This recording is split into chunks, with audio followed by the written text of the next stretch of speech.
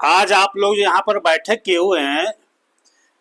मैं जानना चाहता हूँ कि आज इस बैठक के पीछे आपका क्या उद्देश्य है और इस बैठक में कौन कौन से निर्णय लिए गए हैं। हमारे चैनल में आपका स्वागत है। सबसे पहले मैं चाहूँगा कि आप अपना परिचय दे दें और फिर विस्तार से आज की बैठक के बारे में जानकारी दें। धन्यवाद। मैं रमाशंकर भीम, अध्यक्ष भारतीय मूल निवासी संयुक्त मोर्चा।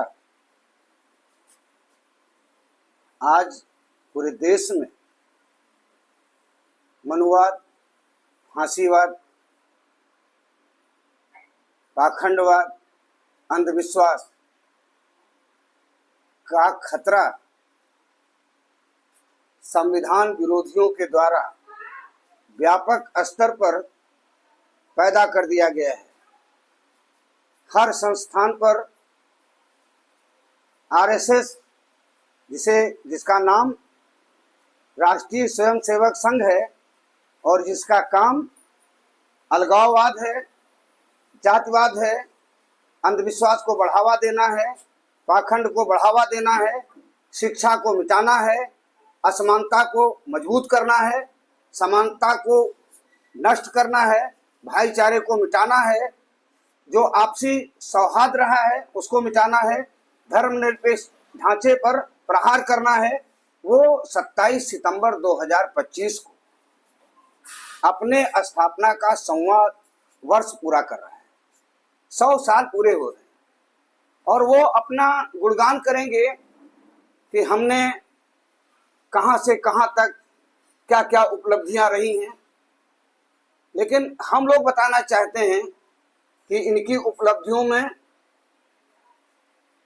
एक दूसरे को दुश्मन की निगाह से देखना, एक दूसरे से नफरत करना, जाति का जाति से नफरत करना, राज्य का राज्य से दंगा करना, राज्य से अलगाव करना,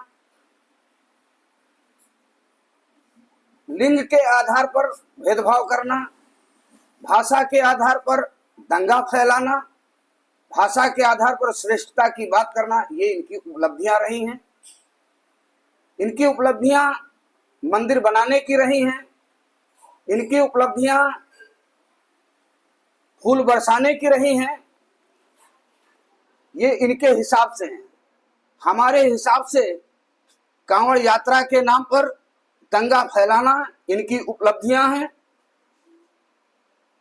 मंदिर के नाम पर, कुंभ मेले के नाम पर धन का अपव्यय करना, ये आरएसएस की सोच है और आरएसएस के रिमोट कंट्रोल से संचालित सत्ता के हुक्मरानों के द्वारा किया गया कुकृत्य है। हम लोग चाहते हैं कि इस देश में भाईचारा रहना चाहिए। हम चाहते हैं कि इस देश में भारतीय संविधान, जो कि दुनिया का सबसे बेहतरीन संविधान कहा जाता है, उसे रहना चाहिए, उससे छेड़छाड़ नहीं होनी चाहिए।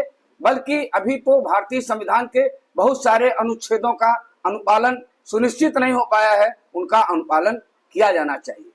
हम लोग आगामी 27 सितंबर को, मैं आपके चैनल के माध्यम से स्पष्ट करना चाहता हूं, तमाम वामपंथी ताकतें, तमाम धर्मनिरपेक्ष ताकतें, तमाम लोकतांत्रिक ताकतें, जिनका लोकतंत्र में, धर्मनिरपेक्षता में, सेकुलरिज्म में, भाईचारा में विश्वास है, वो लोग इस दिन को अच्छा नहीं मानते और वो लोग आरएसएस की गतिविधियों को कतई स्वीकार नहीं कर रहे हैं। जहां जहां संभव है प्रतिरोध किया जा रहा है।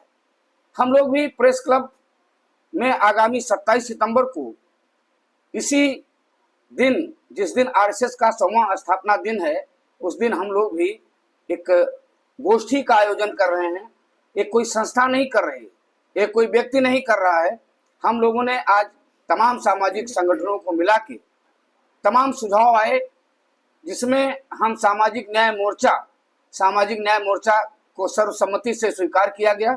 सामाजिक न्याय मोर्चा के तहत इस कार्यक्रम को आयोजित किया जा रहा है। उसमें फांसीवादी, मनुवादी, पाखंडी, अलगाववादी, राष्ट्रीय स्वयंसेवक संघ के रिमोट से संचालित भारतीय जनता पार्टी या भारतीय जनता पार्टी नीति सत्ता को, सरकार को बेदखल करने में सामाजिक संगठनों की भूमिका, इस विषय पर हम लोग बात करेंगे।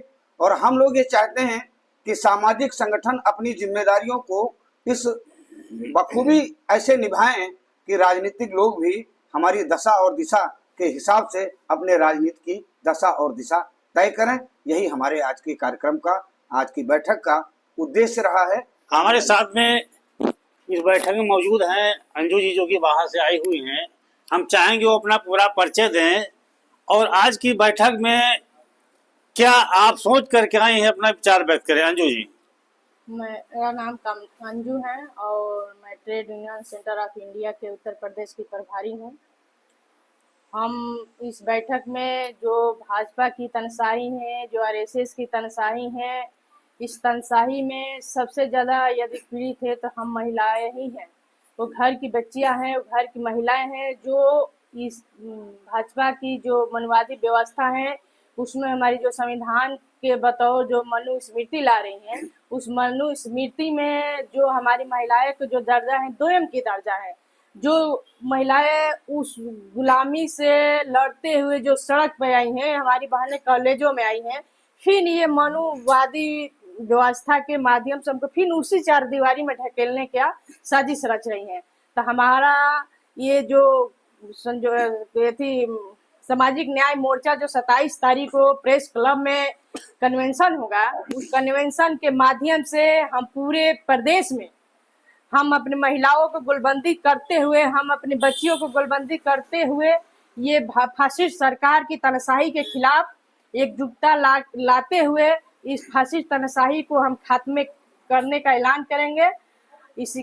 करेंगे इस मोर्चे के माध्यम से। क्योंकि ये मनुस्मृति आपको लगता है महिलाओं के लिए बहुत ही खतरनाक है, तो इस संबंध में चैनल के माध्यम से बहन बेटियों महिलाओं से क्या अपील करना चाहेंगे?